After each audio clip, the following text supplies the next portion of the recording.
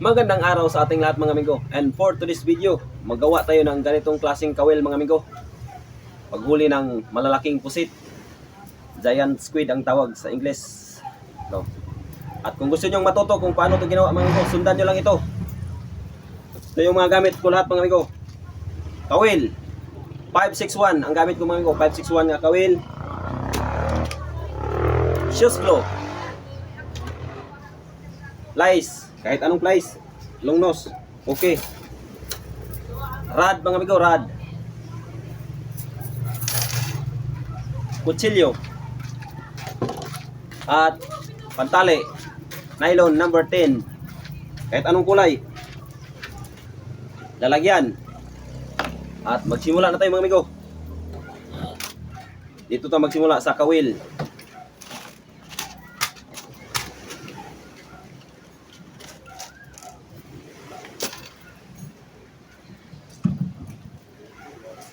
Kunan nyo ng ulo-ulo mga amigo. Itong ulo-ulo ng kawil. Yan.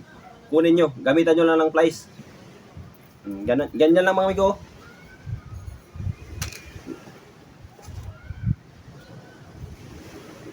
Kita ba mga amigo? Yan lang. Ubusin lang natin. Hanggang matapos ang pagkuha ng ulo-ulo. Para sa mga baguhan to mga amigo na hindi pa naalam kung paano gawin ito. Simpleng pamamaraan mga amigo sa paggawa ng kawil pang giant squid.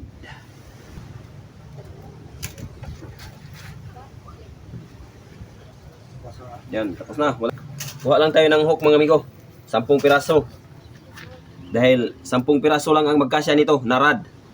Kaya kuha tayo ng 10 piraso. Ganito lang ang paghawak mga amigo ha.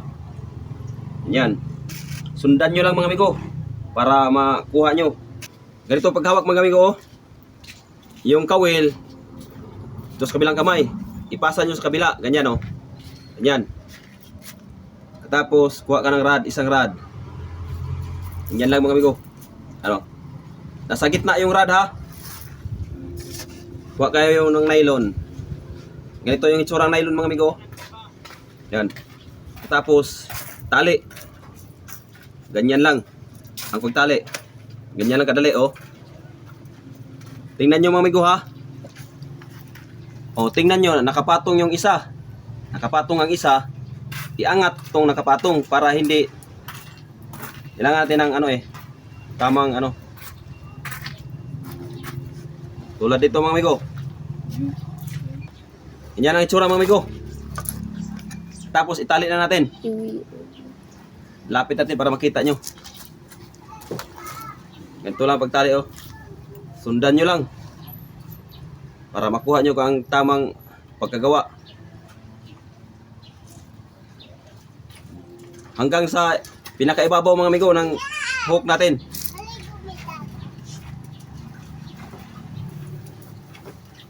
Yan, umabot na sa ibabaw. Hiwalayin nyo mga amigo. Pag hiwalayin, importante ang distansya mga amigo. Pagkapareha ang distansya ng bawat isang hook natin. Pag naganyan na yung nylon natin, ganyan oh, itsura, hinay-hinay lang mga amigo, ganyan. Sundan nyo lang mga amigo para makuha nyo. Yan.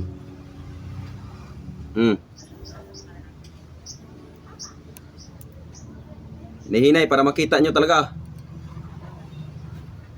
Ganito lang paggawa mga amigo. Baka sabihin nyo, hindi yan matibay mga amigo. Matibay yan dahil lalagyan pa natin to ng shoes glue. Yung nylon, bawat isang nylon, magkapitan yan sila dahil sa shoes glue. Paikot mga amigo ha. Paikot. Pagkatapos, yung nylon, dalhin nyo sa pinakagitna.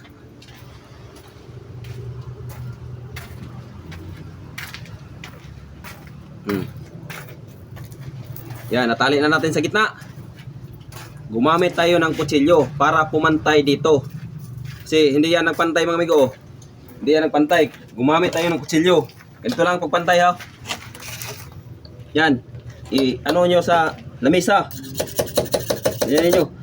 Yung dulo ng hook, ipantay nyo lahat. Dahil magkapareha ang haba nitong hook eh. Oras na mapantay nitong nasa pinakadulong hook, papantay din yan sa ibabaw.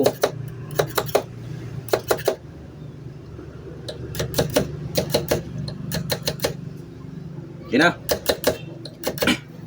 Yan. Pantay na siya mga amigo. Ano, pantay na. At ganito lang mga amigo, tingnan nyo. Para mas humigpit yung ano mga amigo, kailangan natin ganitohin. Para yung hook natin dumikit sa rod. Ito lang oh. Yan. Higpitan nyo mga amigo. Yung katamtaman lang na higpit, huwag nyong lakasan ng todo. Dahil pag nilakasan nyo ng todo, mapuputol yung ano natin, nylon. Pag dumating na sa ibaba, balik na naman sa ibabaw. Pangalawang balik mga amigo. Para mas lalo siyang umigpit. Ganito lang ako naggawa ng kawil mga amigo. Pang giant squid, dilopapa.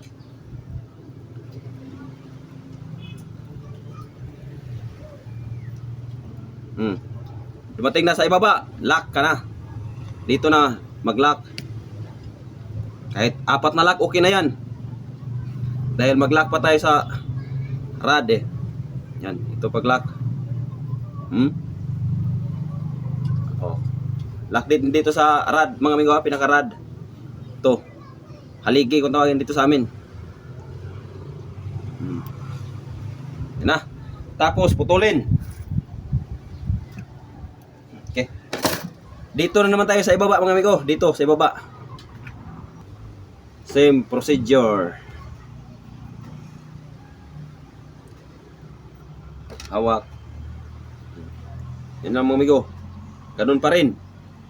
Nylon. Pasok. Angatin nyo ang nakapatong mga amigo ha.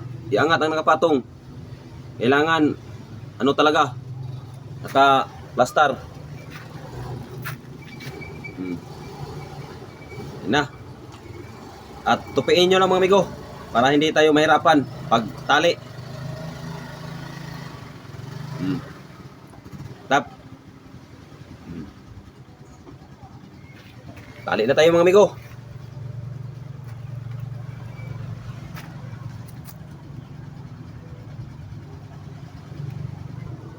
Ganun pa rin. Mananatili ang distansya pagitan ng bawat isa. Kawil. Na.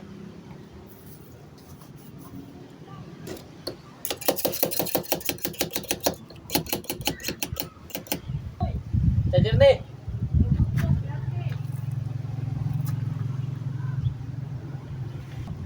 Ganun pa rin ang proseso mga amigo. Lock.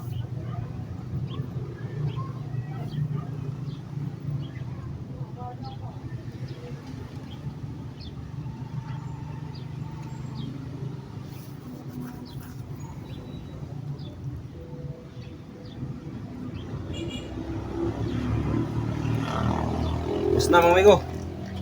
Tapos putulin. Iangat natin yung hook mga amigo. Dahil nakaano eh, parang nakaano siya. Garo. Nakaduko ba? Nakaduko. Kailangan natin iangat. Gamitan nyo lang ng plies o long nose. Kahit anong gamit nyo pwede. Basta maangat yung hook. No. Tingnan nyo na kailangan sila pantay. Okay. Matibay na yan mga amigo. Matibay oh. Hindi yan gumagalaw mga amigo. Yan, tibay. Dito naman tayo sa ang gangaran mga amigo. O ni tawag sa amo, gangadan kaya taga kuan ra siya. Baluktot.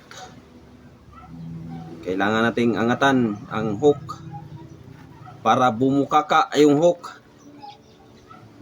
Hindi nakatago.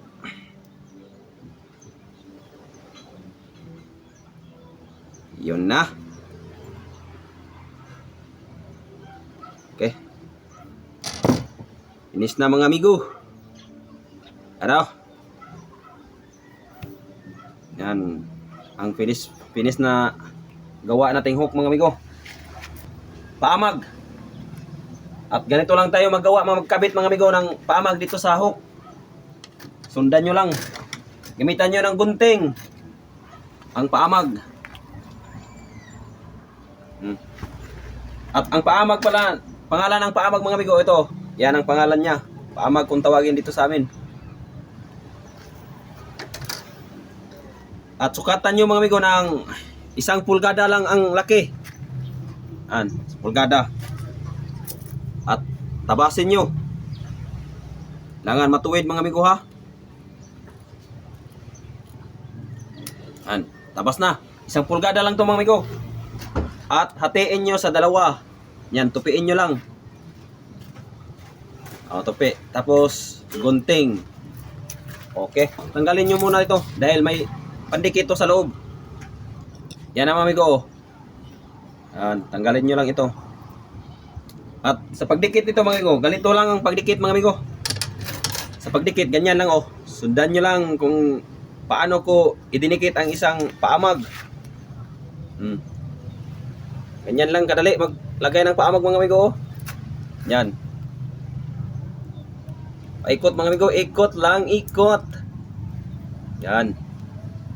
Okay. Yan lang kadali paglagay ng paamag sa hook. Okay na. Oh, dikit na. Yan na, dikit. Dumikit na mga amigo yung paamag. Pagkatapos nyong ipadikit mga amigo, pwede nyo talian o lagyan ng shoes glue para mas matibay. Dahil pag ganito lang, matanggal yan mga amigo, mawala yan sa paghila nyo. Mas maganda, talian. Talian natin. Kuha tayo ng pagtali. Ito na pagtali. Kahit anong tali lang mga amigo, okay lang yan. Ito. Talian lang. Kahit anong klaseng tali, walang problema yan.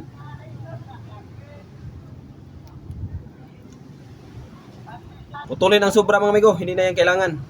Okay. Yan na. At lagyan natin ng shoes glue para mas matibay. Shoes glue mga amigo, shoes glue. Okay.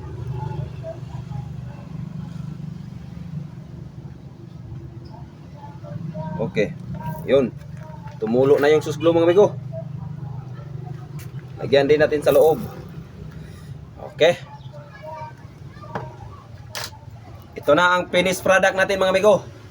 Ito mga amigo, huwag nyo tong baliwalain ha. Kahit ganito lang to mga amigo, malaki ang pakinabang nito. Malaki talaga ang pakinabang. Dahil subok ko na ito mga amigo. Mas malaki ang porsyento na makahuli tayo pag mayroon ito. Huwag nyong baliwalain ito. Kahit ganyan lang yan, malaki ang tulong yan mga amigo. At kung nagustuhan nyo ang video natin mga amigo, paki-like and share. At yun lang mga amigo. Thank you for watching. Salamat!